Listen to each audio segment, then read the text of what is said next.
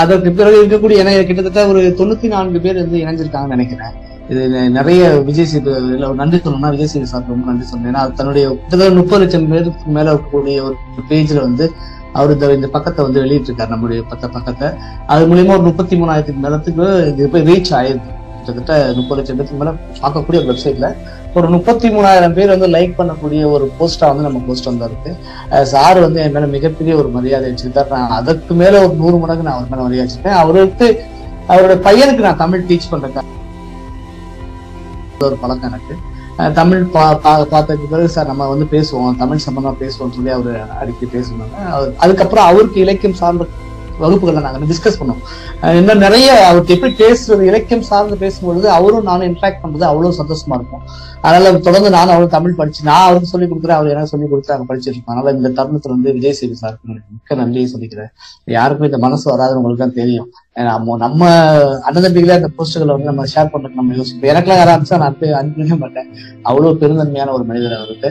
அடுத்து நம்ம George sir வந்திருக்காரு இந்த போஸ்ட்ல வந்து. நீங்க கைதி படம் பார்த்திருப்பீங்கல்ல, கைதி படத்தை வந்து ஒரு போலீஸ்காரரா வந்து அவர் தான் பயங்கரமா விஜய் படத்துல கூட கடைசியா நடிச்சிருந்த அண்ணன் ஐயா ஜார்ஜ் ஐயா இருக்காரு. அவர் ஐயா மிக நெருங்கிய நண்பர். எனக்கு நிறைய அடிக்கடி கூப்பிட்டு பேசுவாரு, நல்லா என்ன பண்ணிட்டு இருக்காரு. ஐயா உங்களுக்கு ரொம்ப நன்றிங்கய்யா, வந்தது தெரியும், இதை இணைந்ததுக்கு ரொம்ப நன்றிங்கய்யா ஜார்ஜ் ஐயா. மற்றபடி இந்த பூங்குடிய வரவேற்பை சொன்ன பூங்குழலி பெருமாள் அம்மாவுக்கும், பாரதியாருடைய பேத்தியாக வழங்கக்கூடிய உமா பாரதி அம்மா மற்றும் எல்லா அனைவருக்கும் என்னுடைய முதல் நன்றியை தெரிவித்துக் கொள்கிறேன். நான் ஸ்கிரீன் ஷேர் பண்ணிக்கிட்டேன். எனக்கு தொல்காப்பியம் எனக்கு ஒரு கிட்டத்தட்ட ஒரு 47-48 வயசு ஆகும் போது தொல்காப்பியத்து மேல எப்ப ஈடுபாடு வந்து, நீங்க எல்லாம் மேம் எல்லாம் பேசுறதெல்லாம் வந்து அவ்வளவு இலக்கியத்தரமா நிறைய பாடல்கள் மேற்கொண்டு பேசுறாங்களா, அந்த மாதிரி பேசக்கூடிய ஆள் நான் கிடையாது. நான் ரொம்ப ஒரு 12th ஃபெயில் ஆயிட்டு ஒரு 8th டிஸ்கண்டினியூ ஆயிட்டு அப்படியே கொஞ்சமா படிச்சு நிறைய வந்துதான் பிஏ தமிழ் எடுத்தேன். ஏன்னா 12th ஃபெயில் நல்லா மார்க் கம்மிதான் பிஏ தமிழ் கொடுத்தாங்க. அப்ப பிஏ தமிழ் படிச்சவங்க சென்ட் ஜோசப்ஸ் காலேஜ்ல வந்தேன். நீ சென்ட் ஜோசப்ஸ் காலேஜ் என் கூட படித்த பெரும்பாலானவர்கள் வந்து நீங்க ஆசிரியராகவும் பேராசிரியராகவும் இருக்காங்க, இந்த இணைப்புல இணைஞ்சிருக்காங்க. எல்லோருக்கும் மிக்க நன்றி. அந்த மாதிரி saint Joseph's college Trichy saint Joseph's Abdul Kalam எல்லாம் படிச்ச அந்த கல்லூரியெல்லாம் முதல் நான் வந்து என்னுடைய இளங்கலை தமிழையும் முதுகலை தமிழையும் ஆய்வியல் நெருங்கிய நிலையேற கண்டினியூ பண்ணேன். அதுக்கப்புறம் பிஷப் வீபர் காலேஜ்ல வந்து பிஹெச்டி வண்ணதாசன் கதைகள் படித்தேன். அந்த காலகட்டங்கள் எனக்கு பெருசா தொல்காப்பியம் பற்றிய ஒரு நாலேஜ் இதெல்லாம் இல்லை.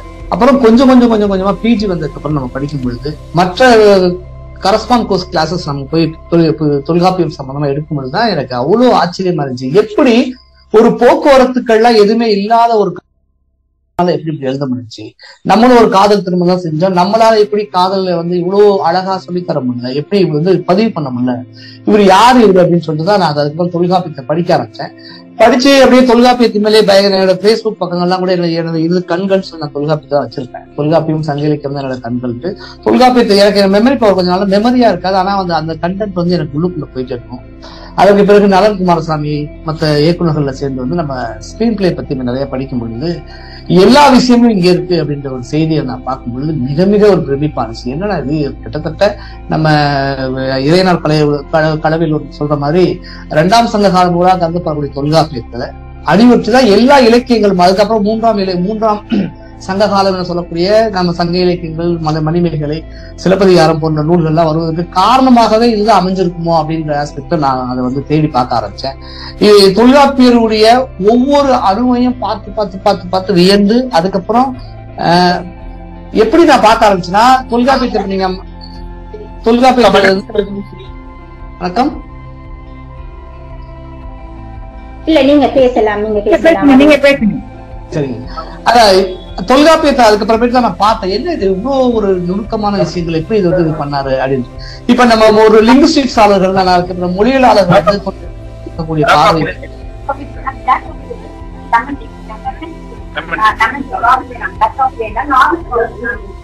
கொஞ்சம் மியூட் பண்ணியா கொஞ்சம் பேசுறீங்களா? ஆமா மியூட் பண்ணிட்டேன். நன்றி. இப்ப தொல்காப்பியத்தை நம்ம பார்க்கும் பொழுது என்ன எப்படி இது சாத்தியம், இப்ப குறிஞ்சிலையும் போய் அங்க இருக்கக்கூடிய விலங்குகள் பறவைகள் என்னன்னு பாக்குறாரு, அங்க இருக்கக்கூடிய மக்களுடைய ஃபீல் என்ன இருக்குன்னு பாக்குறாரு, இங்க கட் பண்ணா நம்ம கடல்லையே வந்து பாக்குறாரு. இது எப்படி சாத்தியம்னு சொல்லிட்டு அப்படியே அதுல வந்து ஆராய்ச்சி பண்ணிட்டு, அது ஆராய்ச்சின்னு சொல்ல முடியாது, அதுல வந்து யோசிச்சுட்டே இருக்கணும் எப்படி இது நடக்குது, இது இந்த மேஜிக் எங்க நடக்குது தொல்காப்பியத்துல.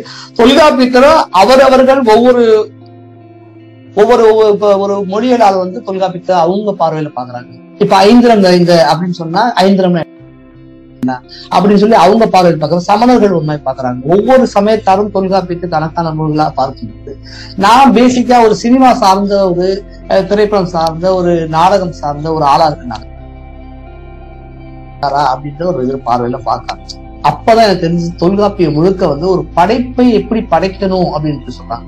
இப்ப எடுத்துக்காட்டா வந்து நீங்க வந்து நம்ம ஜி போப்பா இருக்கட்டும், கான்ஸ்டன்ட் நோபல் பெஸ்கியர் அப்புறம் வீரமாமுனிவரா இருக்கட்டும், மத்த இறைநேச ஐயரா இருக்கட்டும், வெள்ளக்காரங்க திடீர்னு வராங்க. ஒரு 30 நாள்ல ஏதோ நம்ம பஸ் ஸ்டாண்ட்ல புக்கு போற மாதிரி 30 நாள்ல ஹிந்தி, 30 நாள்ல தெலுங்குன்னு சொல்ற மாதிரி திடீர்னு அவங்க எப்படி வந்து தமிழ்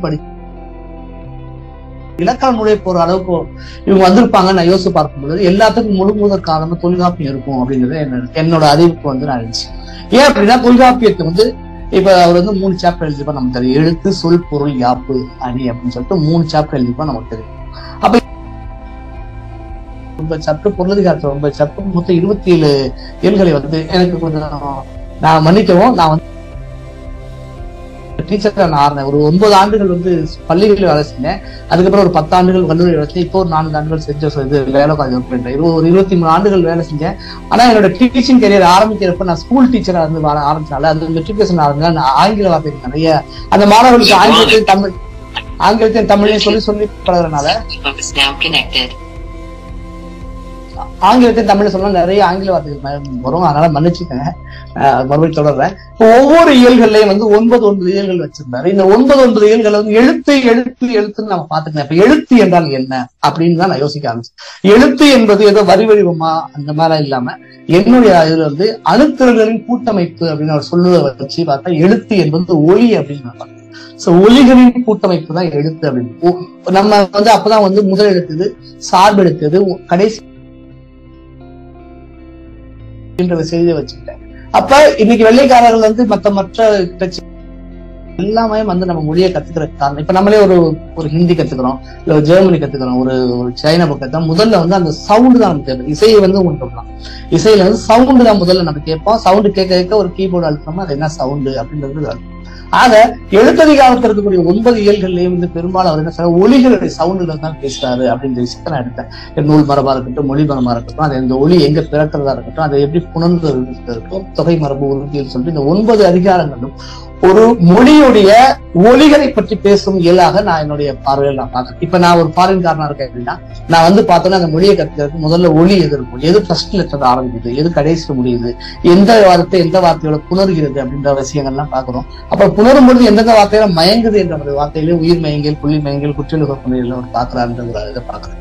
அதற்கு பிறகு நான் என்ன செஞ்சேன், ஒலிகள் எல்லாம் சேர்ந்து எப்படி வந்து மொழிகளா மாறுது அப்படின்றது அர்த்தமா மாறுது. நம்ம தொல்காப்பியத்தை பார்த்தோம் அப்படின்னா எனக்கு என்னுடைய பார்வையில் நான் பாக்குறேன்னா நான் ஒரு கேமரா போய் வானத்துல இருந்து வச்சு பார்த்தோம்னா கீழே இருக்கக்கூடிய உயிரினங்கள் தான் இருக்குது. அதுல உயர்தினை அக்ரிணை பிரிச்சுறாரு. உயர்தினை யார் யார் ஆண்பால், பெண்பால், பலர்பால், பலரின் பால் தனியா பிரிக்கிறாரு. இங்க இருக்கக்கூடிய உயிரற்ற பொருள்கள், உயிரின பொருள்கள் அக்ரிணை சொல்லிட்டு அதுகளை பிரிச்சு அதை எப்படி ஆளை எது முடியும், நாளை எது முடியும் என்ற செய்திகள்லாம் செய்தியை வந்து நம்ம பார்க்கணும். பெயரியல், வினைகள், இறையல், உரியல், எச்சரியல். நான் உரியலை வந்து சமீபத்துல மாணவர்கள் நடத்தும் பொழுதுதான் பார்த்தேன். அதுல வியந்து போயிட்டேன். இப்ப நாங்க சினிமால வந்து கேரக்டர் டிசைன் ஒண்ணு எழுதுறோம். ஒரு 10 கேரக்டர்னா ஒவ்வொரு கேரக்டருக்கும் ஒவ்வொரு டிசைன் எழுதிருப்போம். இப்ப உரியல்ல வந்து முழுக்க எத்தனை வகையான ஆட்கள் இருப்பாங்க, அவங்களுக்கு என்ன உரித்தானது எதுன்னு சொல்லிட்டு அவர் எழுதுறத பார்க்கும் பொழுது எனக்கு மாணவர்கள்ட்ட நான் சொல்றேன், இது எப்படி போலான்னு மானக்கெடுப்பாதான் உறுதி நடிச்சிருக்கோம். ஆனா அவர் வந்து கேரக்டர் டிசைன் பண்ணக்கூடிய செய்திகளை வந்து அங்க இருக்கிற நம்ம இன்னும் கரெக்டா சொன்னோம்னா ஒவ்வொரு இயல்களையும் ஒவ்வொரு நாள் பேசுற மாதிரியான ஒரு விஷயங்களா இருக்கும். இப்ப சொல்லதிகாரத்துல இருக்கு. அப்ப ஒளினா என்ன, ஒளிகள் சேர்ந்து எப்படி மொழிகள் ஆகுதுன்னா சொல்லதிகாரத்தை பாக்குறான்றத நான் பாக்குறேன். இப்ப என்னோட தலைப்பான தொல்காப்பியத்தில் படைப்பிலக்க சிந்தனைகள் அப்படின்னு சொல்லும் பொழுது எங்க வர அப்படின்னா முதல்ல ஒரு ஒளி தெரியுது, அதுக்கப்புறம் அது மொழியா மாறுது. அதுக்கப்புறம் இப்ப தெரிஞ்சிச்சு, உனக்கும் மொழி தெரிஞ்சிருச்சு, மொழி ஆயிடுச்சு, இப்ப இதை வச்சு நீ என்ன பட அப்படின்றத அந்த பொருளதிகாரத்துல தொல்காப்பியம் சொல்றாரு.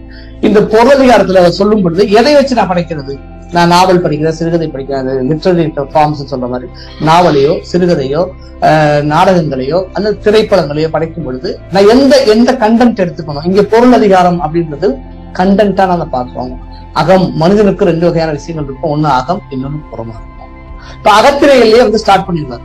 இன்னைக்கு நீங்க ஒரு ஸ்கிரிப்ட் நாங்க எழுதுறோம்னு சொன்னா, ஒரு சினிமா எழுதுறோம், கதை எழுதுறோம்னா எடுத்தோடனே வந்து நிலம் தான் எழுதுவோம். எங்க நடக்குது இந்த கதை, எந்த நேரத்துல நடக்குது, எந்த இடத்துல வந்து நடக்குது. இது 3 தான் முதல்ல எடுத்தனே வந்து காட்சி 1 கல்லூரியில் பேராசிரியர் பாடம் நடத்தி கொண்டிருக்கிறார், மாணவர்கள் கவனிச்சிருக்கு. இதுதான் இதை வந்து தொல்காப்பியர் என்ன பண்ண அகத்திணையை வந்து நிலமும் பொழுதும் அப்படின்னு சொல்லி. இந்த நிலமும் பொழுது எப்படி பாக்குறோம் அப்படின்னா கேமராவை எங்க வைக்கணும் அப்படின்ற ஒரு சென்ஸுக்காக எழுதுன மாதிரி இருக்கிறேன் என்னை பொறுத்த வரைக்கும். இப்ப நீங்க உலகத்துல இங்க இல்ல எந்த நாடுகள்ல போய் நீங்க சினிமா எழுதினாலும் எடுத்தோடனே சீன் 1ன்னு போட்டு அவனா இன்டெக்ஸ்ட் எங்க நடக்குது என்ன காட்சி. இப்ப எங்க லைட் இப்ப எதுக்கு நம்ம வந்து இன்டீரியர் எக்ஸ்டீரியர் நம்ம வைக்கிறோம் எழுதுறோம் அப்படின்னா லைட் சென்ஸ்க்காக எழுதுறோம் அப்படின்ற ஒரு விஷயத்த பாக்கணும். அந்த விஷயத்த இவர் எழுதிடுறாரு. எடுத்தோடனே வந்து பாத்தீங்கன்னா அகத்திணையில என்ன சொல்றாரு அப்படின்னா எடுத்த முதல் விஷயமே வந்து முதல் பொருள் உரிப்பொருள் கருப்பொருள் ஆரம்பிச்சது. அந்த லைட் சென்ஸ் எழுதுறதுக்கு பிறகு சார் எனக்கு தெரியுது, இப்ப நான் வந்து ஒரு ஆணா இருக்கேன், பெண்ணுடைய மன உறுப்பு எனக்கு தெரியும், அவங்களை பத்தி நான் என்னால எப்படி எழுத முடியும், நான் ஒரு தோல்வியா எப்படி நான் மாற முடியும் அப்படின்னா ஒவ்வொருத்தரையும் கூற்று அடிப்படையில் தனித்தனி எடுத்து வச்சிருக்காரு. நம்ம அகத்திணை தனியா பார்க்கும் பொழுது பாத்துக்கலாம். இப்ப அடுத்த இருக்கக்கூடிய புறத்திணைகள்ல வந்து பாத்தீங்கன்னா இன்னைக்கு உலக அளவுல வந்து திரைப்படம் இருக்கக்கூடிய எல்லாருமே நீங்க தொல்காப்பியத்தை படிச்சுட்டு புறத்திணையில படிச்சுட்டு புறத்திணையில அடிப்படை எழுதப்பட்ட கலிங்கத்து பரணியை படிச்சுட்டு நீங்க போய் எந்த ஒரு போர் படமும் பார்த்தாலும் உங்களுக்கு பிடிக்காது. புறத்திணையில இருக்கக்கூடிய ஒவ்வொரு வெற்றி கறந்தை வெற்றி காஞ்சி எல்லாத்தையும் எடுத்து அழகா அவர் என்ன பண்ணிருக்காரு, ஜெயங்கொண்டா வந்து கலிங்கத்து பரணி எழுதியிருக்காரு. கலிங்கத்து பரணியை படித்த ஒருவரால வந்து 300 பருத்தி வீரர்களையோ மத்த எந்த KGF எதையுமே பார்க்க முடியாது. ஏன்னா எதை பார்த்தாலும் இவர்கிட்ட இருந்து ஒண்ணுமே அங்க போகல, இன்னும் வேணும் அப்படின்ற ஒரு விஷயங்களை எழுதியிருக்காரு. இப்ப நான் ஒரு ஸ்கிரிப்ட் ஒன்று எழுதியிருக்கேன், ஒரு மிகப்பெரிய நடிகருக்காக புறத்திணையில வெற்றியை மட்டுமே வச்சு ஒரு ஸ்கிரிப்ட் ஒன்று எழுதியிருக்கேன்.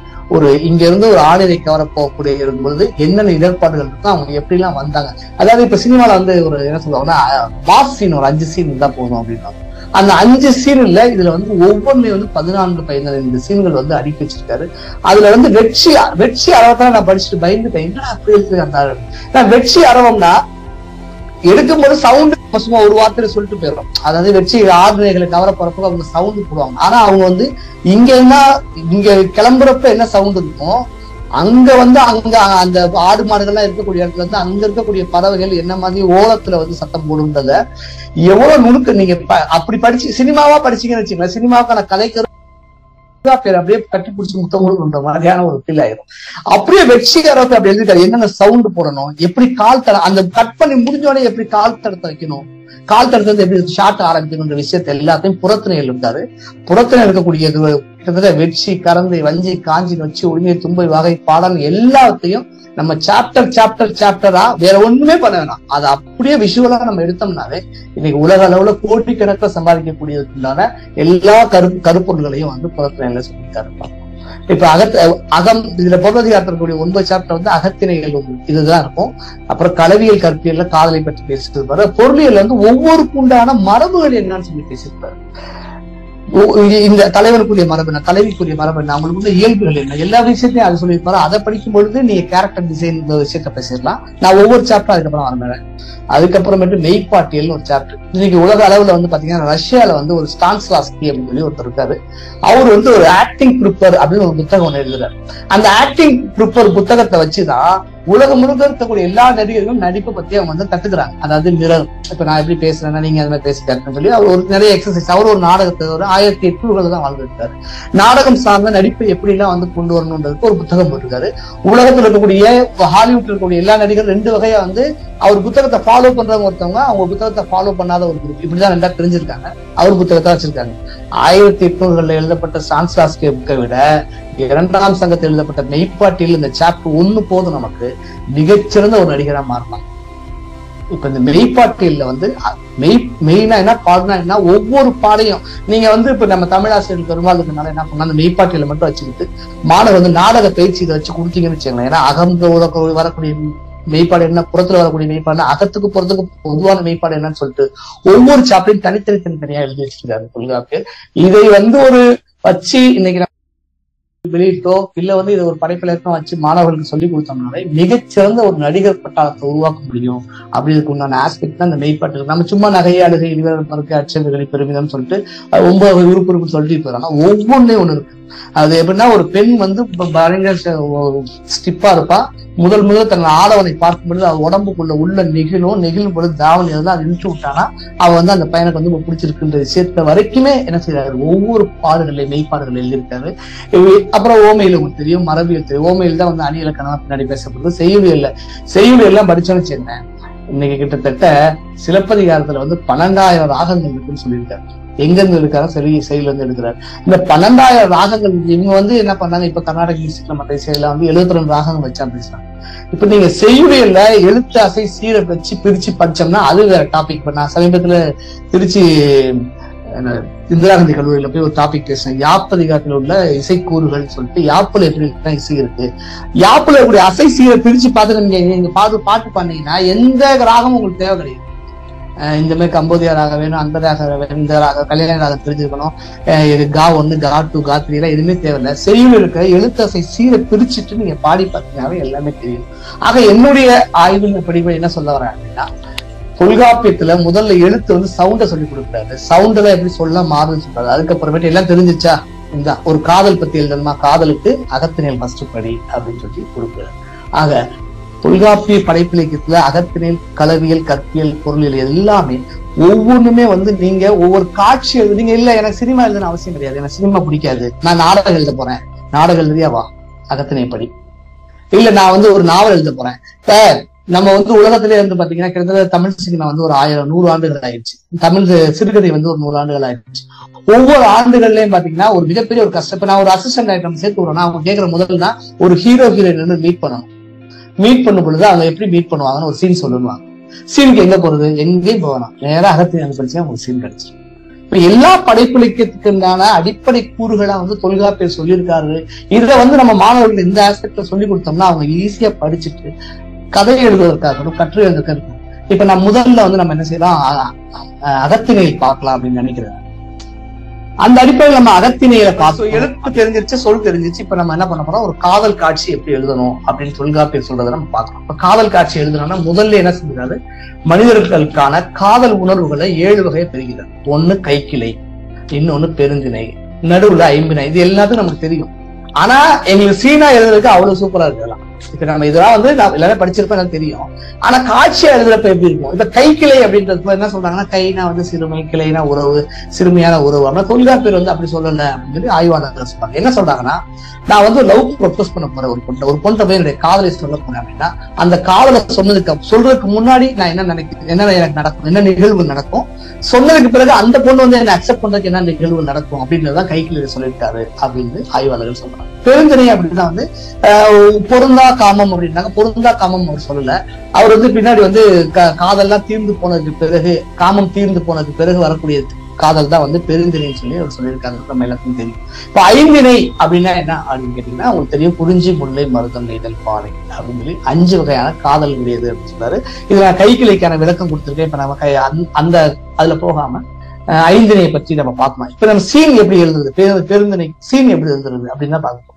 எடுத்த உடனே திணைப்பாட ஒரு லவ் சீன் எழுதுறதுக்கு, ஒரு படைப்பிலக்கியத்தை படிக்க, ஒரு நாவலா இருக்கட்டும், ஒரு சிறுகதையா இருக்கட்டும், எதை எழுதுறாலும் முதல்ல நமக்கு தேவையானது முதல் பொருள், கருப்பொருள், ஒளிப்பொருள். சோ முதல் பொருள் அப்படின்றதுதான் நான் முன்னாடியே சொன்ன மாதிரி காட்சியை ஆரம்பிக்கும் பொழுதுமே எந்த நிலத்தில் நடைபெறுகிறது அப்படின்னு. இப்ப நேட்டிவிட்டின்னு சொல்றாங்க. இப்ப மலையாள படங்கள்லாம் நீங்க பாத்தீங்கன்னா நேட்டிவிட்டியா இருக்கு. மலையாள படங்கள்ல அற்புதமான காட்சிகள் வைக்கிறாங்கன்றது காரணம் என்னன்னா, அவங்க நேட்டிவிட்டி, அந்த நிலம் சார்ந்து இருக்கணும் அப்படின்றத நம்ம தலைவர் வந்து முதல்ல சொல்லிடுறாரு. எல்லாமே நீ நிலம் சார்ந்துதான் இருக்கு. அந்தந்த நிலங்களுக்குன்னு ஒரு ஸ்பெஷல் இருக்கும். அந்த இதை வந்து நீ எடுத்து எக்ஸ்போஸ் பண்ணாவே போதும், நீ மிகச்சிறந்த ஒரு படைப்பை படைக்கலாம் அப்படின்னு சொல்லி சொல்றதுதான் இந்த முதல் பொருளா நான் பாக்குறேன். முதல் பொருளை பெரும்பாலும் இப்ப நம்ம தமிழ் படித்தவர்கள் இருக்காங்க, தமிழ் படிக்காத நிறைய மாணவர்கள் தான் இருக்காங்க. அதனால முதல் பொருளை பத்தி எக்ஸ்பிளைன் பண்ணும் பொழுது நிலமும் பொழுதும் தான் முதல் பொருள் சொல்லியிருக்காங்க. எடுத்தோடனே காட்சி அமைப்பு எழுதப்ப நிலம் என்ன இருக்கும். அப்ப நிலம் என்ன, நீங்க எங்க வந்து ஒரு திருவள்ளுவர், இந்த தொல்காப்பியர் எல்லாம் வேறுபடுறாங்க அப்படின்னா, நம்ம என்ன எழுதுனாலும், இப்ப நான் வந்து என்ன எழுதினாலும் திருச்சியை பத்தி ஒரு கதை, ஒரு மதுரைக்காரனா மதுரைக்கார பத்தி கதை எழுதுவோம், ஒரு மெட்ராஸ்காரனா மெட்ராஸ்கார பத்தி கதை எழுதும். ஆனா இவர் என்ன பண்ணாரு, உலகத்துல கூடிய எல்லாமே என்ன மாதிரி எழுதுவாங்கன்னா அந்த ஆஸ்பெக்ட் போறாரு. ஃபார் எக்ஸாம்பிள் வந்து தொல்காப்பியர் எந்த ஊரை சார்ந்தோம் நமக்கு தெரியல, அவர் வந்து மதுரைக்காரர் தான் எழுதிருப்பாங்க. ஆனா இவர் என்ன பண்றாருன்னா, நேரா டாப்ல கேமரா வச்சு குறிஞ்சி, மலையும் மலை சார்ந்த இடங்களையும், அப்படின்னு அங்க இது எப்படி சாத்தியமே, நானும் விஜய் சார் பேசுற பார்க்க சொன்னேன், இது எப்படி சாத்தியமே தெரியல. எப்படி அன்னைக்கு ஒரு டிரான்ஸ்போர்ட் வசதி இல்லாத ஒரு காலத்துல இவர் போய் மலை மேல உட்காந்துட்டு அங்க எப்படி இருக்கும் நிலம் இருந்துச்சு, அங்க மக்கள் எப்படி வாழ்ந்தாங்க, அங்க என்ன உணவு சாப்பிட்டாங்க, அங்க என்ன பறவை பறந்துச்சு, அங்க என்ன விலங்குகள் இருந்துச்சு, எப்படி இவரால எடுக்க முடிஞ்சு, கட் பண்ண அப்படியே காட்டுக்குள்ள வந்து எப்படி எழுதினாரு அப்படின்னு. அப்ப வானத்துல இருந்து கேமரா வச்சு பாக்குற மாதிரி நிலத்தை வந்து 5 வகை பிரிக்கிறாரு. குறிஞ்சி, முல்லை, மருதம், நெய்தல், பாலைன்னு. குறிஞ்சினா மலையும் மலை சார்ந்த இடம், முல்லைனா காடும் காடு சார்ந்த இடம். முல்லை குறிஞ்சின்னு தான் வரும், நான் எளிமையா இருக்கதான் சொல்றேன். நம்ம காடுனா காடும் காடு சார்ந்தது, மருதம்னா வயலும் வயல் இது நமக்கு தெரியும், நெய்தல்னா கடல், பாலைனா நமக்கு தெரியும். இப்ப இந்த 5 வகை நிலங்களை வந்து நீ முதல்ல நீ எந்த படைப்பு படைச்சாலும் நிலம் இல்லாமல் எழுத முடியாது. அப்ப நிலத்தை எழுதிக்கிறேன் சார். நான் போய் ஒரு இயக்குனர் வந்து ஒரு இசையம் பாட்டு நான் போய் சொல்ல போறோம் சார், இது மாதிரி ஒரு மலையில கணவன் மனைவி 2 பேர் இருக்காங்க, அவங்களுக்கு ஒரு பாட்டு சார் அப்படின்னு அவர் ஆரம்பிச்சிருக்காரு. மலை சார்ந்த இசைகள். ஏன் இளையராஜாவுடைய இசைகள் என்ன நிக்குன்னா அந்த நிலம் சார்ந்த இசையை கொடுக்கறதால. இப்ப நீங்க மகாநதி படத்துல வந்து ஒரே பாடல் இருக்கும், திருச்சியில வந்து அவர் வந்து மாட்டிக்கிட்டு இருக்கப்போ பாடக்கூடிய அதே பாடலை வந்து கல்கத்தால பாடும்பொழுது அதே இசைக்கருவிகள், கல்கத்தால என்ன இசைக்கருவிகள் வாசித்தாங்களோ அந்த இசைக்கருவி வச்சு இளையராஜா பண்ணிருப்பாரு. திருச்சியில இருக்கும்போது திருச்சிக்கான இசைக்கருவிகள் வச்சு போட்டிருப்பாரு. அப்ப எந்த நிலத்தில் நம்ம கதை ஆரம்பிக்குதோ அந்த நிலத்துக்கான கருப்பொருளை வச்சு எழுதணும் அப்படின்றதுக்காக முதல்ல நிலத்தை சொல்றாரு, அப்புறம் பொழுத சொல்றாரு. பொழுத வந்து 2ஆ பிரிச்சுறாரு. ஒண்ணு சிறு பொழுது, பெரும்பொழுது. என்ன மாதிரியான ஒரு நாலேஜ் பாருங்க. இதெல்லாம் வந்து யாருமே சொல்லி பண்ணிட முடியும். ஒரு படைப்பு இலக்கியம்னா உனக்கு முதல்ல ஒரு லேண்ட்ஸ்கேப் தெரியும், அதுக்கப்புறமேட்டு அங்க என்ன பொழுது இருக்கணும்னு தெரியல. பொழுது வந்து பெரும்பொழுதுன்னு என்ன கேட்டீங்கன்னா ஒரு வருஷத்தா இப்ப நம்ம 12 ஜனவரி, பிப்ரவரி, மார்ச், ஏப்ரல், மே, ஜூன், ஜூலைன்னு பிரிக்கிற மாதிரி நம்ம என்ன செய்யறோம், ஒரு 12ஆ பிரிச்சிடும். அப்ப வந்து என்ன பண்ணிருக்காங்கன்னா 6ஆ பிரிக்கிறார். ஒரு ஆண்டை 6ஆக பிரித்தால் அது பெரும்பொழுது, ஒரு நாளை 6ஆக பிரித்தால் அது சிறுபொழுதுன்னு சொல்லிட்டு அதை என்ன செய்யறாரு, ரொம்ப அற்புதம் வந்து இப்படி பிரிச்சுறாரு. அதாவது ஒவ்வொரு சிறுபொழுதும் நாளை அடிப்படையில் கணக்கெடுப்பது அதை நான் போட்டிருக்கேன். சிறுபொழுதுனா காலை 6 to 10 காலை, நண்பகல்னா 10 to 2, ஏற்பாடுனா 2 to 6, மாலைனா 2. இது வந்து இப்ப ஜார்ஜ் சார் இருக்காரு, அவர் தெரியும். இது எல்லாமே வந்து உங்களுக்கு லொகேஷன் சார்ந்ததும் இது வந்து என்ன கால்ஷீட் சார்ந்த விஷயங்களாவே பார்க்கணும். இப்ப நண்பகல்ல கேமரா வச்சா என்ன மாதிரி கேமரா வைக்கணும், என்ன மாதிரி லென்ஸ் பயன்படுத்தணும், வெளியே வைக்கிறப்ப என்ன வைக்கணும், இப்ப காலையில என்ன மாதிரியான லென்ஸ் பயன்படுத்தணும், என்ன மாதிரி கேமரா பயன்படுத்த அது அப்படியே கேப்சர் ஆகும். இந்த மேம் கூட நான் வந்து ஆன் பண்ணும்பொழுது முகத்துக்கு லைட் வைங்கன்னு சொல்லும்போது எனக்கு தொல்காட்டு ஞாபகத்துக்கு வந்தது. இதுதான் அவர் சொல்லியிருக்காரு அப்படின்னு. ஆக சிறுபொழுது பெரும்பொழுது காலத்தை பிரிச்சு கொடுத்துட்டு பெரும்பொழுதுனா என்ன, அந்த பெரும்பொழுது இப்ப இங்க மிகப்பெரிய ஒரு சர்ச்சை போயிட்டு இருக்கு. எது வந்து தமிழருடைய முதல் மாசமா ஆரம்பிக்கப்படுது. தொல்காப்பியர் என்ன சொல்றாரு அப்படின்னா சித்திரை வைகாசி தான் ஸ்டார்டிங் இருக்கு. அந்த பகுப்பே நீங்க பாத்தீங்கன்னா எப்படி இருக்கு அப்படின்னா இளவேனில் ஃபர்ஸ்ட் வந்து கார்காலம் இருக்கும், அதுக்கப்புறம் மழை பெய்யும், மழை பெஞ்சா குளிர்காலம் வரும், குளிர்காலம் அதுக்கப்புறம் முன்பனி பின்பனி அப்படின்ற மாதிரியான ஒரு ஆஸ்பெக்ட் வரத வந்து ரொம்ப அற்புதமா சொல்லி இது எல்லாமே நீ ஒரு கேமரா பண்ணணும்னா என்ன பண்ணணும்ன்றதுக்கான சென்ஸா தான் நான் பாக்குறேன். படைப்பு இலக்கியம் படிக்கும் பொழுது அதற்கான உருவான விஷயங்களா தான் நான் பாக்குறேன். அப்போ ஒவ்வொரு நிலத்துக்கும் எது நடக்கும் அப்படின்னு உரிப்பொருள் உங்களுக்கு தெரியும். இப்ப குறிஞ்சி இருக்கக்கூடிய கணவன் மனைவி பெரும்பாலும் சேர்ந்தே இருப்பாங்க, ஆனா நெய்தல் இருக்கக்கூடிய கணவன் மனைவி பெரும்பாலும் சேர்ந்து இருக்கிறதுக்கான வாய்ப்புகள் குறைவா இருக்கும். ஏன்னா அவன் கடல்ல போனானா அவர் வந்தாதான் உண்டு, வராட்டு. அப்ப அங்க இரங்கல் வருத்தம் அதிகமா இருக்கும். இரங்கல்னா வருத்தம் அதிகமா இருக்கும். கணவன் மனைவிக்குள்ள இருக்கக்கூடிய உணர்வுகள்ல வந்து வருத்தம் அதிகமா இருக்கும். ஆனா குறிஞ்சியில இருக்கும்போது காலையில கீழே நைட்டான மேல போயிடும், அங்க நிறைய 2 பேர் புருஷன் முன்னாடி சேர்ந்தே இருப்பாங்க. புனதலும் மிச்சம் வைக்கிறார். இப்ப முல்லையில வந்து பாத்தீங்கன்னா போனவன் திருப்பி சாயந்தரத்துக்குள்ள இல்ல மாலையில இருந்து பூக்குள்ள நான் வந்துருவேன் அப்படின்றப்ப அவ காத்து இருக்கிறா. அங்க இருத்தல் நிமித்தம் நடக்குது. மருதத்துல காசு பணம் வந்ததுக்கு அப்புறமே கணவன் மனைவிக்குள்ள நிறைய நீங்க பிரிவுகள்ல பார்க்கும்பொழுது கற்பியல்ல பார்க்கும்போது தனியா தெரியும், புருஷன் அடிக்கிற ஊழல் அதிகமா இருக்கும். நிறைய கான்டாக்ட் வரனால ஊழல் அதிகமா இருக்குன்றதுக்காக இந்த 6 விஷயங்களையும் சொல்லிடுற உரிப்பொருள் அப்படின்னு. புணர்தலும் குறிஞ்சினா புணர்தல், முல்லைனா காத்திருத்தல், மருதம்னா ஊழல், நெய்தல்னா இரங்கல், பாலைனா பிரிதல். இப்ப வைரமுத்து சார்ட்ட போய் நம்ம வந்து சார் ஒரு பொண்ணு வந்து ஒரு பையன் லவ் பண்ணிட்டு இருக்கா சார், அந்த பையன் 2 பேர் லவ் பண்றாங்க, அவன் கடல்ல போவான் திருப்பி வரவே இல்லை, கடல்ல போனவன் திருப்பி வரவே இல்லை, அவனு வந்து இந்த பொண்ணு வந்து இன்னொருத்த லவ் ப்ரப்போஸ் பண்ணலாம், இந்த காதலை அவ ஏத்துக்கலாமா வேணாமான்னு யோசிச்சுட்டு இருக்கா, இதுக்கு ஒரு பாட்டு போடுங்க சார் அப்படின்னா உடனே அவர் என்ன பண்றாரு, இந்த பையன் காதலை அவர்கிட்ட சொல்லிட்டு ஓகே அவ ஓகே சொல்லுவாளா இல்லையான்னு பாக்கனா வைரமுத்து சார் ரொம்ப கஷ்டப்படாம என்ன பண்ணா நேரா நெய்தல்ல போய் நெய்தல் என்ன பறவைகள் இருக்கும் என்ன விளைஞ்சிருக்கும் அப்படி அப்படியே எடுத்து எழுதி வச்சுட்டு காதல் வந்தால் சொல்லி அனுப்பு உயிரோடு இருந்தால் வருகிறேன், கண்ணீர் கலந்து கடலின் மட்டம் கூடுதலே, நெய்தல் நிலம் சார்ந்த விஷயங்களை எடுத்து வச்சு எழுதுனாவே நமக்கு ஒரு அற்புதமான ஒரு படைப்பு கிடைக்கும். இப்படி ஒவ்வொன்றையும் சொல்லலாம். அந்த நீங்க நீர்ப்பறவை பாடல்கள் எல்லாத்தையும் எடுத்து பாத்தீங்கன்னா எனது மார்புக்குள்ள வேறு வந்து பிசு பிசுன்னு இருக்கு அப்படின்ற செய்திகள்லாம் வந்து சொல்றது எல்லாமே அந்த நிலம் சார்ந்த விஷயங்களை எழுதும் போதுதான் சிறப்பான ஒரு படைப்பு மாறும்ன்றத வந்து இவர் வந்து திணையும் பொழுதும் ஒரு ஆஸ்பெக்ட்ல ஃபர்ஸ்ட் அகத்திணையில பிரிச்சு கொடுத்துறாரு. அதற்கு பிறகு ஒரு கவிதையை நம்ம எழுதிடலாம். அந்த கவிதை வந்து எப்படி காலம் கடந்து இருக்கு. இப்ப இங்க மாணவர்கள்ட்ட ஒரு பெரிய ஒரு பிரச்சனை என்னன்னு கேட்டீங்கன்னா, நீங்க எந்த அட்வைஸ் பண்ணாலும் நம்ம தெரிஞ்சுன்றாங்க, எந்த அட்வைஸ் பண்ணாலும் பூமர் அப்படின்றாங்க. ஆனா அதான் கேட்கறது, இங்க பாரு ஒரு தங்க இலக்கிய பாட்டை எடுத்து வச்சுட்டு நம்ம சொல்றோம், இந்த பாட்டை எந்த காலகட்டத்துல கிட்டத்தட்ட 2000-3000 ஆண்டுகள் போயிட்டே இருக்கு. ஒரு சின்ன ஓடு வச்சு நம்ம கிமு கிபி பின்னாடி போயிட்டே இருக்கும் நம்மளுடைய தமிழனுடைய வரலாறு எடுக்கிறப்ப. அப்ப 2000 ஆண்டுகளுக்கு முன்னாடி எழுதப்பட்ட ஒரு பாடல் எப்படி உயிர்ப்போட இருக்கு அப்படின்றது முதல்ல வந்து என்ன பண்றாரு, முதல் பொருளை பிரிச்சுட்டு அடுத்த உரிப்பொருள் சொல்லிட்டு மூணாவதா கருப்பொருளை சொல்றாரு.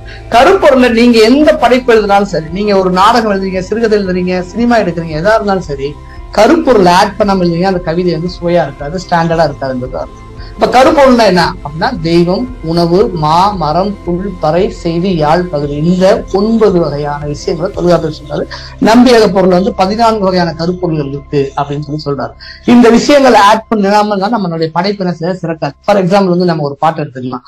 இப்ப ஒரு ஆணும் ஒரு காதலனும் ஒரு காதலி போய் நீங்க உங்களுக்கு தெரிஞ்ச பாடல் தான், அதை வந்து கருப்பொருளை ஆட் பண்ணி நான் பாக்குறேன் அப்படின்றப்ப ஒரு தலைவன் தலைவி என்ன பண்ணாங்கன்னா, ஒரு குறிஞ்சி நிலத்துல போய் அவங்க என்ன செய்றாங்க, அவங்க வந்து தங்க ஆணும் பெண் வந்து இணைஞ்சிடுறாங்க. நான் கண்டிப்பா நான் உன்னை கல்யாணம் பண்ணிக்குவேன் கையில சத்தியம் பண்ணிட்டு போனா வந்து அவன் கையில என்ன செய்யறான், அதுக்கப்புறம் வந்து அவளை வந்து மீட் பண்ணாமே இருக்கான்.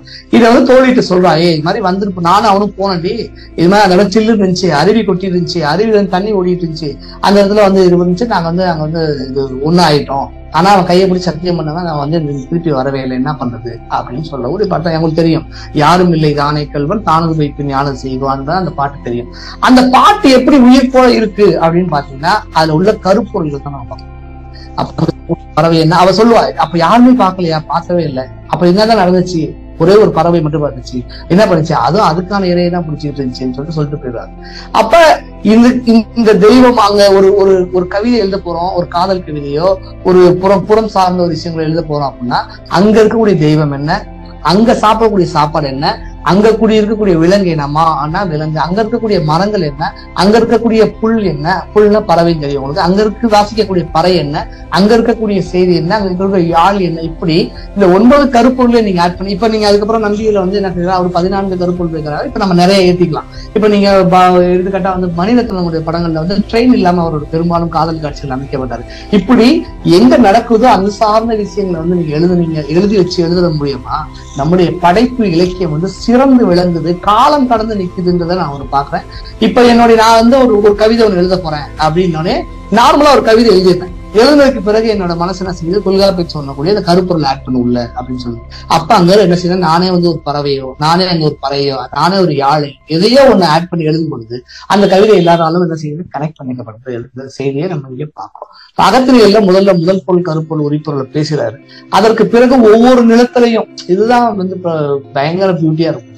ஒவ்வொரு நிலத்திலையும் என்னென்ன இருக்குன்றதையும் அவர் என்ன செய்யறாரு, அழகா எடுத்து ஃபார் எக்ஸாம்பிள் குறிஞ்சினா சேயோன் இணை ஐவனு சொல்லிட்டு எல்லா விஷயங்களையும் எடுத்துக்கிறார். இதுல நிறைய இடைச்செருகல்கள் இருக்கு, அவர் தெய்வத்தை பத்தி பேசவே இல்லை அப்படின்னு ஆய்வுகள் இருக்கு. நம்ம அதை பேசாம ஒரு படைப்பை படைக்கும் பொழுது எது இதெல்லாம் உள்ள இருக்கணும் அப்படின்றத தொல்காப்பியர் சொல்றதா வந்து படைப்பிலக்க சிந்தனையா வந்து நான் பாக்குறேன். அதற்கு பிறகு பிரிவை பத்தி பேச ஆரம்பிச்சிருவாரு. பிரிவை பத்தி பேசும் பொழுது என்ன பியூட்டி அப்படின்னா, இப்ப நான் வந்து ஒரு கவிதை எழுத போறேன், முதல் பொருள் ஆட் பண்ணிட்டேன், கருப்பொருள் ஆட் பண்ணிட்டேன், உரிப்பொருள் ஆட் பண்ணிட்டேன். அங்க வந்து ஒரு ஹீரோ வந்து பேசணும், எத்தனை வகை எங்கெங்கெல்லாம் பேசுவான். ஒரு தலைவன் ஒரு தலையை விட்டு பிரிஞ்சு போறான் அப்படின்னா அவன் 25 இடங்களை பிரிவான்னு சொல்லி பிரிவில் வந்து சொல்லிடுறான். அகத்திணையில பிரிவில் கூற்றுகள் அப்படின்னு சொல்லிட்டு பிரிவை பத்தி தனியா பேச. அகத்திணை வந்து ஃபர்ஸ்ட் ஸ்டார்ட் பண்ணதுக்கு அப்புறம் சொல்லதுக்கு பிறகு என்ன பண்ணாங்கன்னா, இந்த பிரிவுகள் நடக்கும் அப்படின்னு பிரிவு சொல்றாங்க. அப்ப இளம்பொருளால வந்து அவருக்கு தெரிஞ்ச பிரிவுகள்லாம் ஆட் பண்ணி உரையாசிரியர் சொல்றாரு. நம்ம அதை பத்தி பேசுறதுன்னா அது பெரிய ஆராய்ச்சிக்குரிய செய்தியா இருக்கும். இங்க வந்து என்னன்னா, நான் ஒரு படைக்க போறேன். அப்ப காதல்ல பிரிவு வந்தா யாரெல்லாம் பேசுவான், தலைவன் பேசுவான், நற்றாய் பேசுவா, தோழி பேசுவா, கண்டோர் பேசுவா, எம்ஜிஆர் பேசுவான்னு சொல்லிட்டு எல்லோருடைய கூற்றுகள் சொல்றாரு. இந்த கூற்றுகளை நான் எப்படி பாக்குறேன்னா, சிச்சுவேஷன் பாக்குறேன். இப்ப ஒரு படைப்பு வைக்க போறோம், டக்குன்னு ஒரு பிரிவு வருது, அந்த சிச்சுவேஷனுக்கு எழுதப்பட்ட பாடல் தான் சங்க இலக்கியமாகவும் இன்னைக்கு இருக்கக்கூடிய கவிதைகள் நான் பாக்குறேன். இப்ப நான் என்னுடைய ஆய்வுகள் பார்த்தீங்கன்னா, ஔவையாருடைய கூற்று, ஔவையார் தொல்காப்பிய கூற்றின்படி ஔவையார் பாடல், தொல்காப்பிய கூற்றடிப்பில் தலைவன் தலைவியோட குறுந்தொகை பாடல், தொல்காப்பிய கூற்றடிப்பில் கலித்தொகை பாடல், இப்படிதான் நான் எடுக்கிறேன். எடுக்கும் பொழுது ஒரு தலைவனுடைய பாட்டை மட்டும் இப்ப வந்து நமக்கு காட்சி வந்துருச்சு, தலைவன் வந்து தலைவியை பிரிஞ்சு போறான் அப்படின்னு நம்ம எழுத ஆரம்பிச்சோடனே அங்க நம்ம அந்த இடத்துலயே வாழ்ந்துருக்க மாட்டோம். அப்ப என்ன பண்றோம், அழகா இங்க இருந்து ஒரு கூற்றத்துக்கு அங்க வச்சு அந்த கூற்று சம்பந்தமான சங்க இலக்கிய பாடல்கள் எடுத்து அந்த பாடல இருந்து ஒரு உல்டா பண்ணி நம்ம இங்க எழுதினாவே ஒரு அற்புதமான ஒரு படைப்பு கிடைக்கும். இங்க நம்ம என்ன செய்யணும் பாக்குறோம். அப்ப இந்த பிரிவுல உள்ள கூற்றுகள் இது எக்ஸாம்பிள் சாங்ஸ் நான் போட்டிருக்கேன், ஒரு மாதிரி விதாரத்துக்காக இதை நம்ம நடத்தாம. அடுத்தது வந்து களவியல் பார்த்தோம்னா, நான் தமிழ் படிக்காதவங்களுக்காக நான் சொல்றேன், மறுபடியும் சொல்றேன். தொல்காப்பியத்துல வந்து எழுத்து சொல் பொருள் 9 சாப்டர் இருக்கு, 27 ஏழ்கள் இருக்கு. அந்த ஏழ்கள்ல எழுத்துன்றது சொல், எழுத்துன்றது ஒளி, ஒளியில வச்சு ஒரு மொழியை கண்டுபிடிச்சு அந்த மொழிகள் மூலியமா ஒரு படைப்பிலக்கியத்தை எப்படி படைக்கலான்றதான் பொருளாதாரத்துல தொல்காப்பியம் சொல்றதா சொல்லி நான் பாக்குறேன். அந்த அடிப்படையில பார்க்கிறப்ப நம்ம வந்து அகத்திணைகள், காதல் காட்சிகள் எப்படி எழுதுவது அப்படிங்கிறது வந்து தொல்காப்பியம் என்ன பண்ணாரு, அகத்திணையில முதல் பொருள், கருப்பொருள், உரிப்பொருள் இந்த செய்திகளை வந்து எழுதுறாரு. அதற்கு பிறகு வந்து ஓகே உனக்கு தெரிஞ்சிருச்சு இல்ல, அதுக்கப்புறம் லவ் சீன்ஸ் எப்படி எழுதுறன்னு ஆரம்பிக்கிறாரு. அது வந்து காதல்னா என்ன அப்படின்னா களவு, அதாவது களவுனா நமக்கு தெரியும் ஒரு திருடுறதுன்னு அர்த்தம். ஒருவர் அறியாமல் ஒரு மனசை வந்து திருடுறதுக்கு தான் காதல் அப்படின்னு சொல்லி சொல்றாரு. அது 100 பல களவாவது பிற பொருளை மறையில் போடல் அப்படின்னு சொல்லி சொல்றாரு. அப்ப காதல் காட்சியை வந்து நம்ம ஆரம்பிக்கும் போது பூலின் வலிமையால ஒருவனை ஒருக்கின்றான். இப்ப காதல் காட்சி ஒரு சீன் எழுதுறது, ஏன்னா நான் முன்னாடி சொன்ன மாதிரி ஒரு காதல் காட்சி எழுதுற ரொம்ப கஷ்டமான ஒரு சீன் தமிழ் பொறுத்த வரைக்கும். இப்ப நான் ஒரு லவ் படம் ஒன்று கேட்டு எழுதலான்னு சொல்லிட்டு எழுதலான்னு பார்த்தா காதல் காட்சி எழுதுறது அவ்வளவு கஷ்டமா இருக்கு. அப்புறமே பார்த்தேன் என்னடா இது இவ்வளவு கஷ்டமா இருக்குன்னு சொல்லிட்டு பார்த்தேன். ஒண்ணுமே பண்ணல, நேரா போனேன் தொல்காப்பியத்தை எடுத்தேன்.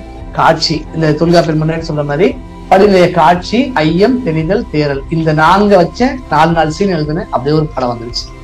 காட்சினா முதல்ல அந்த தலைவன் வந்து தலைவியை எப்படி பாக்குறான், பார்த்ததுக்கு பிறகு அவ அழகுல அப்படியே பயங்கரமா இதாகி, இவ வந்து பொண்ணாவே இருக்காது, இது வந்து இவ்வளவு அழகா ஒரு பொண்ணு இருக்காது, இது அணங்கா இருக்கும், இல்ல பேயா இருக்கும், இல்ல வந்து சிலையா இருக்கும் அப்படின்னு பார்க்கும் பொழுது அவர் மூச்சு வாங்குறது, அந்த பூக்கள்ல இருக்கக்கூடிய இதெல்லாம் வந்து இருக்கப்ப அவ வந்து இல்ல இது பொண்ணுதான் அப்படின்னு தெளிவத சொன்னாரு.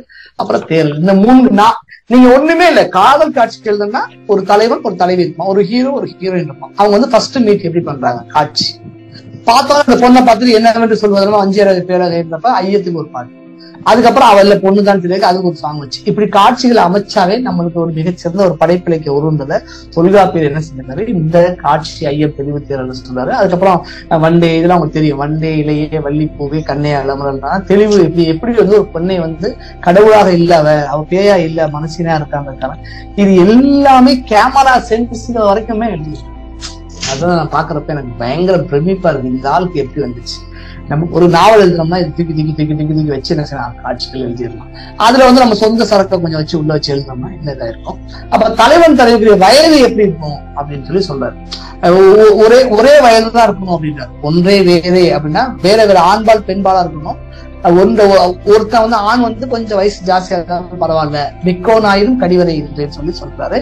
இது எல்லாமே கேரக்டர் டிசைன் எல்லாம் ஒரு கேரக்டர் ஒரு எப்படி ஒரு இப்ப நீங்க பார்த்த எக்ஸாம் வந்து பெருந்தனை போயிருந்தோம்னா முதல் மரியாதை படத்துல வந்து அவங்க 2 பேரும் எப்படி இருக்காங்க அப்படி ஒரு காட்சி. இப்ப எல்லா படங்கள்லயும் வந்து ஒரு ஆணுக்கும் பெண்ணுக்கு ஈக்குவல் வயசு எப்படி காதல் வைக்கிறது நான் பாக்குறேன். இது முழுக்க காதல் சம்பந்தமான காட்சியை எப்படி இருக்கிறதுக்கான முதல் படியா பாக்குறோம். இதுல வந்து இப்ப நான் வந்து லவ் சீன் எழுத ஆரம்பிச்சிட்டேன், காட்சி பாக்குறேன், ஐயம் பாக்குறேன், இயற்கை பற்றி இழந்தல் ஏற்பாடு, பாங்கன் கூட்டம் பாங்கன் கூட்டி எல்லாத்தையும் தூக்கி வச்சு நான் காட்சி எழுதுறேன். உங்களுக்கு தெரியும் இயற்கை போச்சுன்னா ஊழ் வலிமையாலோ இல்ல தலைவியோட அழகாலும் மயங்கி வந்து காதல் வரக்கூடிய காட்சி வந்து இயற்கை பழிச்சிருந்தாங்க. அவளை மீட் பண்ண இடத்துல மறுபடியும் போய் மீட் பண்ணதுக்கு பேர் இளந்தலை பாருந்தாரு. அப்புறம் ஃப்ரெண்ட்ஸை கூட்டிட்டு போய் பார்த்தா பாங்கன் கூட்டம், அவ தோழிகளோட வரும்பொழுது பாக்குறது பாங்கியர் கூட்டம். எப்படி காட்சியை பிரிச்சிருக்காரு பாருங்க. நம்ம ரொம்ப எல்லாம் கஷ்டப்படலாம், தனித்தனியா எடுத்து வச்சாவே என்ன செய்யுது ஒரு அழகான ஒரு சிறுகதை நாவல் திரைப்படத்துக்கான எல்லா காட்சியும். சரி, எழுதிட்டதுக்கு அப்புறமேட்டு வேற சிச்சுவேஷன் காதல் என்னென்ன பிரச்சனைகள் வரும் என்ன வரும் அப்படின்னா இதுல வந்து கிட்டத்தட்ட ஒரு 42 கூற்றுகள் வந்து சொல்றாரு. 42 கூற்றுகள் கிட்டத்தட்ட ஒரு 400 சீனுக்கு சமமான விஷயம் நான் பார்க்கணும். அந்த ஒவ்வொரு வரி ஒவ்வொரு கூற்று இருக்குல்ல, ஒவ்வொரு கூற்றையும் தனித்தனியா இருக்கு. நம்ம சும்மா அறிமுகத்துக்கான சொல்றேன். ஒவ்வொரு கூற்றை எடுத்து வச்சு ஒரு காட்சி நீங்க எழுதுனீங்கன்னா மட்டுமே கிட்டத்தட்ட 400-500 சீன் வந்து உங்களுக்கு ஒரு தலைவன் சார்ந்து மட்டுமே வந்துடும். அப்புறம் காதல்ல கழவன் வந்து தலைவி எங்கெங்கெல்லாம் பேசுவா அப்படின்றது ஒரு 35 ஒரு 3 கூற்றா வந்து வச்சிருக்காரு. அது ஒரு 38 கூற்றா இருக்கும். இதுல தலைவன் ஒரு 42, இங்க ஒரு 38, கிட்டத்தட்ட எவ்வளவு ஒரு 80 சீன் கிடைச்சிருக்கு. ஒரு தமிழ் ஒரு சினிமாவுக்கு வந்து எத்தனை காட்சி வேணும்னா 50 சீன் தான் போதும். 50 சீன் இன்ட்ரோல் வந்து 25, அங்க ஒரு 25 சீன் வச்சு நம்ம வந்து அவர் 50 சீன் எழுதினாவே ஒரு திரைப்படத்துக்கான காட்சிகள். ஆனா இவங்க சாதாரணமாவே ஒரு 80. சரி, இந்த தலைவன் தலைவி மட்டும் பேசினா நல்லா இருக்குமா, தோழி பேசணும். ஏன்னா தோழி பேசும்பொழுது அவருக்கு ஒரு 32 கூற்று பேசுவார். நீங்க கரெக்டா ஒரு தலைவன் கூற்று ஒண்ணு, தலைவி கூற்று ஒண்ணு, தோழி கூற்று ஒண்ணு, செவிலி கூற்று ஒண்ணு, நற்றாய் கூற்று ஒண்ணு வச்சீங்கன்னா ஒரு ½ படம் கிடைச்சிடும். ஒரு 60 பக்கத்துக்கு உண்டான செய்தி ஒரு கிடைச்சிடும். இந்த கஷ்டமே படாம, ரொம்ப கஷ்டமே படாம அழகழகா எடுத்து வச்சுட்டு அந்த நீங்க அதுதானே உங்களுக்கு குறுங்கதை, மத்த சங்க இலக்கியங்கள், மத்த இலக்கியங்கள் நீங்க நல்ல, எனக்கு தெரிஞ்சு நான் தொல்காப்பியம் நல்ல வாசத்துக்கு பிறகு சமீபத்துல நான் வந்து சிலப்பதிகாரத்தை வந்து ஒரு கதை பண்ணலான்றதுக்காக சிலப்பதிகாரத்தை வாசித்தேன். சிலப்பதிகாரத்தை வாசிக்கும் பொழுதுதான் தெரியுது ஒரு இளங்கோவடிகள் ரொம்ப கஷ்டமே படவே இல்லை. அவர் அழகா தொல்காப்பிய கூட்டு எடுத்து வச்சுதான் காட்சி அமைச்சிருக்காரு. ரொம்ப அது அப்படியே நம்ம நல்லா நீங்க தொல்காப்பியம் படிச்சு உங்களுக்கு அது மைண்ட்ல சீனா கன்வெர்ட் ஆயிருந்துச்சு வச்சுக்கோங்க. அதை எடுத்து நீங்க இப்ப பாத்தீங்கன்னா எவ்வளவு அழகா எடுத்து வச்சிருக்காரு. நீங்க புறத்திணை ஃபுல்லா படிச்சு வெற்றி கருதையோட டிபார்ட்மெண்ட் எல்லாம் படிச்சு வச்சுட்டு நீங்க கலிங்கத்தை பத்தி படிச்சீங்கன்னா அப்படியே லப்பலமா தூக்கி வச்சிருக்காரு. சரி, இவங்கதான் தூக்கி வைக்கிறாங்களா அப்படின்னு நினைச்சு நம்ம இப்ப சமீபத்தில் இருக்கக்கூடிய திரைப்படங்களை பார்த்தோம், ஹாலிவுட் படங்கள் பார்த்தோம்னா அப்படி இருக்கு. நீங்க எனக்கு தெரிஞ்ச அமேசான் பிரைம்ல ஹாட் ஸ்டார்ல வந்து பாத்தீங்கன்னா ஒரு போர் சம்பந்தமான ஒரு 100 எபிசோடு உள்ள ஒரு படம் இருக்கு. அந்த 100 எபிசோடு எடுத்து நீங்க போய் உட்காந்து பாத்தீங்க. அவர் என்ன சொல்லுவாங்கன்னா, அந்த டைரக்டர் வந்து உலகத்துல உள்ள எல்லா விஷயங்களையும் படிச்சுதான் அந்த படம் எடுத்தாங்க. 100 எபிசோடு ஒவ்வொன்றையும் முழுக்க வந்து சிலப்பதிகாரம் நம்ம ஸ்ரீவகசிந்தாமணியும் இதுல இருந்து காட்சி எடுத்து வச்சிருப்பாரு. நல்ல தெரியுது இவங்க எங்க எடுத்து வச்சிருக்காங்க. ஆனா இவங்க எல்லாம் எங்க எடுத்து வச்சாங்க, தொல்காப்பியத்தை எடுத்து வச்சிருக்காங்க. ஆகவே நம்ம எப்படி பாக்குறோம்னா, தொல்காப்பியர் சொன்ன இந்த விஷயங்களை மட்டும் எடுத்து மாணவர்களுக்கு இப்ப உங்களுக்கு இப்பெல்லாம் வந்து எங்க கல்லூரிகள்ல மற்ற கல்லூரிகள்லாம் வந்து ப்ளூம்ஸ் கான்ஸ்டாமின்னு ஒரு கொள்கையை கொண்டு வராங்க. 6 ஆஸ்பெக்ட்ல பாடத்திட்டம் வைக்கணும். முதல்ல பாடத்தை அறிதல், புரிதல், தெளிதல், அதுக்கப்புறமேட்டு 6வதா வந்து அவனே வந்து ஒரு படைப்பு இலக்கியம் படைக்கணும் அப்படின்ட்டு. இப்ப பள்ளிகள்லாம் பெரும்பாலும் அந்த மாதிரியான இது வந்து புத்தகங்கள் கொண்டுதான். முன்னாடி வந்து ஒரு நாடகத்தை வந்து வச்சுட்டு நம்ம வந்து நாடகத்தை வந்து எழுதுன்னு தான் சொல்லுவோம். இப்ப நாடகத்தை சிறுகதையா மாத்துறாங்க, சிறுகதை நாடகம் மாத்துன்னு சொல்லி படைப்பு இலக்கியத்தை கொண்டு வந்து இது பண்றாங்க. ஆனா இங்க இப்ப என்ன பிரச்சனை அப்படின்னா, இவ்வளவு சிறப்பு உள்ள தொல்காப்பியம் வந்து நம்ம இங்க வந்து யாருமே நம்ம டீச் பண்றதே கிடையாது. ஃபர்ஸ்ட் ஸ்டாண்டர்ட்ல இருந்து 12th வரைக்கும் வந்து நம்ம நன்னூல் தான் வைக்கிறோம், பொருள் தான் வைக்கிறோம். அதுக்கு பிறகு யூஜி வரும்போது தொல்காப்பியம் கஷ்டம் நம்ம என்ன பண்ணோம், தொல்காப்பியத்தை பாடத்தை தூக்கிட்டு நன்னூலையும் நம்பியக பொருளையும் புறப்பொருள் தான் பாடமாச்சு. இது எங்க படிக்கிறாங்க அப்படின்னா எம்ஏல தான் படிக்கிறாங்க. எம்ஏ பாத்தீங்கன்னா பெரும்பாலான தமிழ்நாட்டுல பெரும்பாலான கல்லூரிகள் வந்து இப்ப எம்ஏ எடுத்துட்டாங்க. ஏன்னா ஆள் இல்ல, படிக்க வரமாட்டாங்க, எம்ஏ படிக்க வரமாட்டாங்க அப்படின்றதுக்காக எம்ஏ எடுத்துட்டாங்க. இப்ப எம்ஏ எடுத்து என்ன ஆகும், தொல்காப்பியம் ஒரு மூளை இல்லாம போயிடும். நீங்க ஸ்கூல்லயும் தொல்காப்பியம் கிடையாது, இளங்கலையிலும் தொல்காப்பியம் கிடையாது, எம்பிலையும் தூக்கிட்டாங்க, பிஹெச்டி யாரும் தொல்காப்பியத்துக்கு போக மாட்டாங்க. அப்ப தொல்காப்பியம் என்ற ஒரு பாடமே போய் நம்ம வந்து படைப்பு இலக்கிய சிந்தனையான இவ்வளவு பெரிய அறிவு பெட்டகத்தை வந்து நம்ம என்ன செய்யணும், அப்படியே அழிச்சுக்கிட்டே வரது ரொம்ப வருத்தமான ஒரு செய்தியாக கூட நம்ம இங்க வந்து பதிவு பண்ண ஆசைப்படுறேன். ஆக களவுல வந்து அவர் வந்து ஒவ்வொரு விஷயங்களும் நீங்க சொல்ற மாதிரி பாரதியாரோட பாடல்கள்ல பாத்தீங்கன்னா கூட தொல்காப்பியோட கூற்றுகளுக்கு வந்து நிறைய வந்து பதிஞ்சிருக்கு. ஒரு நினைவு பத்திலாம் எழுதிருப்பேன், நான் கூட ஸ்டேட்டஸ் கூட வச்சிருந்தேன். அதெல்லாம் எழுதிட்டு இப்ப ஒரு லைன் அப்படி எழுதலாம் அப்படின்ற மாதிரி செய்தார். ஆக காதலிக்கும் பொழுது காதல் காட்சி நீங்க எழுதணும், ஒரு நாவலாவோ சிறுகதையாவோ இருக்கும் பொழுது காதல் காட்சி நீங்க எழுதணும்னு ஆசைப்பட்டீங்கன்னா இந்த கூற்றுகளை தெரிஞ்சுட்டு முதல் பொருள் கருப்பொருள் உரிப்பொருளை தெரிஞ்சுக்கிட்டு எடுத்து வச்சீங்கன்னா உங்களுக்கு அற்புதமான ஒரு படைப்பு இலக்கியம் வந்து கிடைக்கும் அப்படின்றத நான் இந்த இடத்துல வந்து பதிவு பண்ண விரும்புறேன்.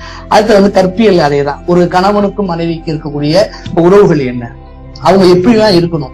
மெய்ப்பாட்டியெல்லாம் அவங்க போட்டுப்பாரு. மெய்ப்பாட்டியல்ல வந்து பாத்தீங்கன்னா ரொம்ப அற்புதமா வந்து ஒரு கணவனுக்கும் மனைவிக்குமான ஒற்றுமை வேற்றுமைகளை பத்தி பேசியிருப்பார். இந்த விஷயம் தெரிஞ்சாலே இங்க டைவர்ஸே ஆகாது. கணவன் மனைவிக்கு உண்டான இந்த ஒற்றுமைகளை பத்தி பேசினாலே இங்க பாருங்க, இதெல்லாம் வந்து புருஷ மண்டடிப்புல இருக்கக்கூடாது அப்படின்றத இங்க ரொம்ப மெய்ப்பாட்டியல இது வந்து ஆக்டிங் ப்ரிப்பராகவே நம்ம பண்ணலாம். ஒரு நடிச்சு காட்டுறதுக்கு விஷயங்கள்லாம் பண்ணலாம். 10 குறைபாடுகள், நிம்பிரி, கொடுமை, வியப்போடு, புறமொழி அப்படின்றது ஒவ்வொன்றையும் நம்ம சொல்லலாம். நிம்பிரினா புருஷ மண்டடிகளும் பொறாம இருக்கக்கூடாது. அது ஸ்கிரீன்ல வேற இல்ல, மெய்ப்பாட்டியல் பரவாயில்லையா? சாரி, அவரே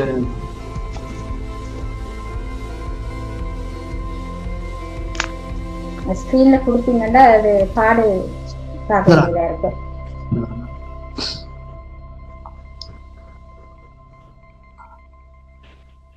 வருதா மேம்? இல்ல கூட்டு வரல, தலைவன் கூட்டு தலைவி கூட்டு தான் இருக்குது.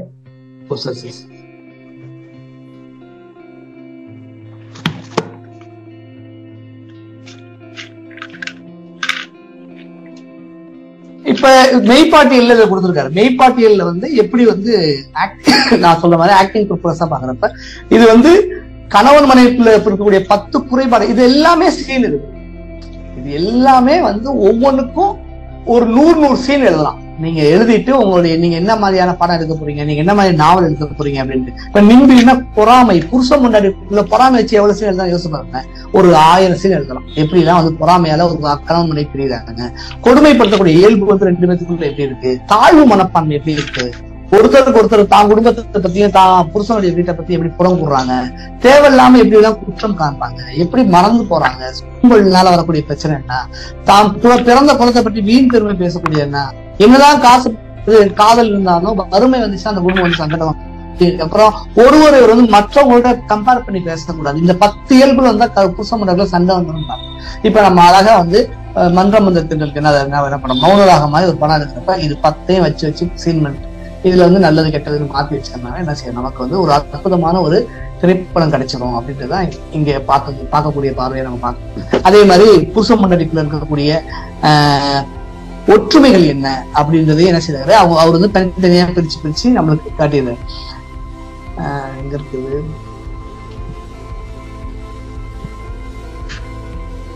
மெய்ப்பாட்டியல் எடுத்து தனியா நம்ம எழுதுனாவே அதே ஒரு மிகப்பெரிய ஒரு ஆராய்ச்சிக்கு உண்டான விஷயமா நான் கல்லூரிகள் போய் பேசும்பொழுது இதெல்லாம் இருக்கக்கூடாத பொருத்தங்கள், எதெல்லாம் இருக்க வேண்டிய பொருத்தங்கள்னா இதுக்கு வந்து இந்த பிறப்பே அப்படின்றது நம்மளுடைய உரையாசிரியர்கள்லாம் வந்து உயர் குலத்துல பிறந்திருக்கணும், தாழ்ந்த குலத்தை அப்படின்லாம் சொல்லி எழுதியிருக்காங்க. ஆனா எனக்கு தெரிஞ்ச வரைக்கும் ஒரு ஆணா இருக்கணும், ஒரு பெண்ணா பிறந்தாதான் காதலிக்க முடியுற மாதிரி இருக்கும். அப்புறம் நல்ல ஒழுக்கம் இருக்கணும், ஆளக்கூடிய தன்மை இருக்கணும்.